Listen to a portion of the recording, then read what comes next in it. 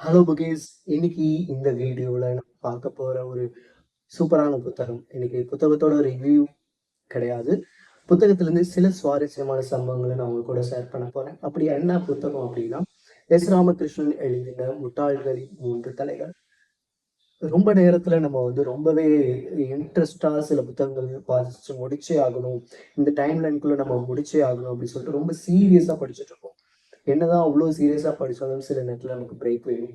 அந்த பிரேக் டைம்ல இந்த மாதிரி நம்ம கவிதை நூல்களா இருக்கட்டும், இல்லை இந்த மாதிரி காமெடி கலந்த நூல்களா இருக்கட்டும், படிக்கும்போது நமக்கு கொஞ்சம் மைண்ட் ரிலாக்ஸ் ஆகும்.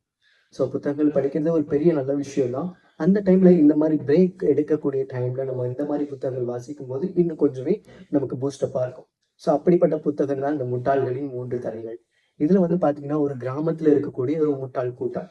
அந்த கிராமத்துல இருக்க முட்டாள்கள் டெய்லியும் அவங்களுக்கு ஒரு சட்டம் இயற்றணுங்கிறது ஒரு அவங்களுக்குள்ளேயே அவங்களே நியமித்துக்கிட்ட ஒரு சட்டம்.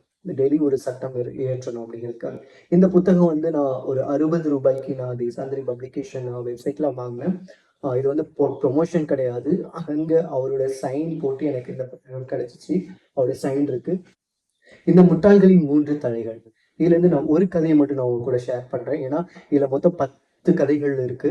சிறுவர் நூல் தான் இது. நீங்க சின்ன பிள்ளைகள் கூட படிக்கிறதுக்கு ரொம்ப யூஸ்ஃபுல்லா இருக்கும். இல்ல சிறு பிள்ளைகள் பேச்சு போட்டி இந்த மாதிரி விஷயங்களுக்கு இந்த புத்தகத்தை பயன்படுத்திக்கலாம். இதுல இருந்து பாத்தீங்கன்னா, ஒரே ஒரு கதை, காற்றில் கட்டப்பட்ட வீடு. அதாவது பாத்தீங்கன்னா, மழை காலங்கள்ல வீடுகள் சுவர்கள் மண்ணால் கட்டப்பட்ட வீடு சுவர்கள் கரைஞ்சு போகிறது வழக்கம் தான். அது இயற்கையின் கூட. அப்படிப்பட்ட ஒரு சூழ்நிலையில என்ன ஆயிடுச்சுன்னா, அந்த ஊர்ல இருந்த முட்டாள்களுடைய வீட்டுல ஒரு ஆளோட வீட்டுல பாத்தீங்கன்னா, மழை நீரினால சுவர் இடிஞ்சு விழுந்து உள்ள இருந்த ஒரு வயசானவர் மேல விழுந்துரும். அது அவருக்கு ஒரு காயத்தை ஏற்படுத்தும்.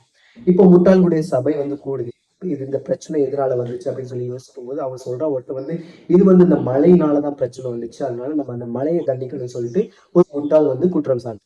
இன்னொரு என்ன சொல்றேன், இல்ல இல்ல, அந்த அந்த இடிஞ்சு போன அந்த சுவர் மேலதான் கம்ப்ளைண்ட் பண்ணணும், அதனால அந்த சுவரை நம்ம தண்டிக்கணும்னு சொல்லிட்டு அந்த சுவர் மேல ஒருத்தன் பிளேம் பண்றான்.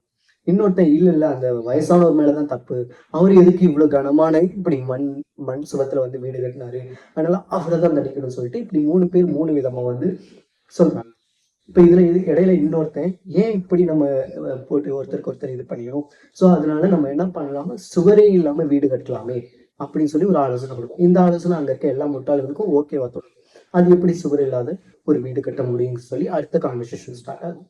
ஒருத்தவங்க சொல்றான், அப்படியே சுவர் இல்லாத வீடு கட்டுற மாதிரி இருந்துச்சுன்னா காகிதத்துல நம்ம வீடு கட்டினாலும் அது மழையில கரைஞ்சு போகும். இன்னொருத்தர் சொல்றான், இல்ல நம்ம குழி தோண்டி உள்ள இருந்தாலும், பூமிக்கடியில குழி தோண்டி உள்ள இருந்தாலும் அந்த குழிக்குள்ள மழை பெய்யுச்சுன்னா தண்ணி ரொம்ப இது வாய்ப்பு இல்லை அப்படின்னு சொல்லி. இன்னொருத்தன் ஒரு மகா முட்டாள் என்ன சொல்றான்னா, இல்ல நம்ம காத்துல வீடு கட்டுவோம், காத்துல எப்படி நம்ம சுவர் வீடு கட்ட முடியும் அப்படின்னு சொல்லிட்டு ஒரு அடுத்த ஒரு கேள்வி வருது. இல்ல நான் பண்ணி காமிக்கிறேன்னு சொல்லிட்டு காத்துல வீடு கட்டுற மாதிரியே ஒரு பாவனை செஞ்சு அதுல எப்படி வாழ்றாங்கிறத ஒரு பாவனையாவே செஞ்சு காமிக்கிறோம். அது எல்லாருக்குமே ஓகே செய்யுது. அந்த சட்டம் அன்னைக்கு அந்த ஊர்ல ஏற்றப்படுது. இன்னைக்கு இனிமேல் எல்லாருமே காத்துலதான் வீடு கட்டணும் அப்படின்னு சொல்லிட்டு. ஏன்னா மண் சுவர்ல கட்டுனா வீடு இடிஞ்சு போயிருங்கிறத காத்துல எல்லாருமே வீடு கட்டுன்னு சொல்லி அந்த சட்டத்தை கட்டுறாங்க. இந்த சட்டம் அப்படியே அமல்ல இருக்கணுங்கிறதுக்காக அந்த மகா முட்டாள் ஒரு யோசனை பண்ணுவோம். இந்த மாதிரி நம்ம காத்துல வீடு கட்டுறோமே, அப்ப காத்துல வீடு கட்டினா பறந்து போயிடும், அதனால அதுக்கு ஒரு முட்டாள் சபை கூட்டுவோம்னு சொல்லிட்டு முட்டாள் சபை கூட்டி மறுபடியும் ஒரு கான்வர்சேஷன் ஸ்டார்ட் பண்றாங்க. இந்த மாதிரி காட்டுல வீடு கட்டினா காணா போயிருது, பறந்து போயிருது. அப்போ உடனே என்ன பண்றாங்க, அப்ப காத்துல வீடு கட்டினா காணா போயிருது அப்படின்னா, ஒரு மாட்டுக்கு எப்படி கயிறு போட்டு கட்டுறோமோ அந்த மாதிரி கயிறு கட்டும். அப்படி காணா போகுது அப்படின்னா தொலைஞ்சு போனவங்க அந்த வீட்டுல தங்கட்டும் அப்படி சொல்லிட்டு ஒரு ஆலோசனை கொடுக்குறான். இன்னொருத்தர் என்ன சொல்றான், இல்ல என்னால முடியாது அப்படின்னா அவங்கவுங்க முதுகுல ஒரு வீடு கட்டிக்கோங்க.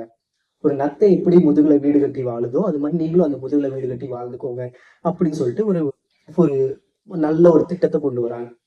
இதுக்கிடையில மக்கள் எல்லாமே அந்த திட்டத்தை ஆமோதிச்சு ஏத்துக்க பாக்குறாங்க. பட் அவங்களால முடியல. அதனால எல்லாரும் என்ன பண்றாங்கன்னா, எப்பவும் போலவே அந்த வீட்டுல வாழ்றாங்க.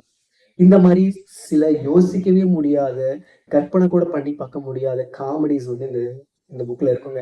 ஏன்னா இப்படிலாம் கூட யோசிப்பீங்களா, இப்படிலாம் கூடவா சட்டம் கொண்டு வருவீங்க அப்படின்னு சொல்லி இந்த புத்தகத்துல ரொம்பவே கிரிஞ்சா, ரொம்பவே அப்பா இப்படி இல்லாமடா இருக்கீங்க அப்படிங்கிற அளவுக்கு கூட சுவாரஸ்யமான சம்பவங்கள் நிறையவே இருக்குங்க. இந்த புத்தகத்தை படிச்சு பாருங்க, கொஞ்சம் மைண்ட் ரிலாக்ஸ் ஆகும். நமக்கு நாமே சிந்திக்கக்கூடிய அளவுல இந்த காமெடிஸ் வந்து நிறையவே இருக்கும் இந்த புத்தகத்துல. நீங்களும் வாங்கி படிச்சு பாருங்க. இந்த மாதிரி நிறைய சிறார் நாவல்கள் வந்து அவருடைய புத்தக கலெக்ஷன்ல இருக்கு. அவர் டேஷ்போர்ட்ல இருக்கும். நீங்க செக் பண்ணி பாருங்க. உங்களை இன்னொரு வீடியோல சந்திக்கிறேன். வேற ஏதாவது புத்தகத்தை பத்தி நம்ம பேசணும் அப்படின்னா நீங்க கமெண்ட்ல கூட ஷேர் பண்ணுங்க. உங்களை இன்னொரு சூப்பரான வீடியோல சந்திக்கிறேன். See you.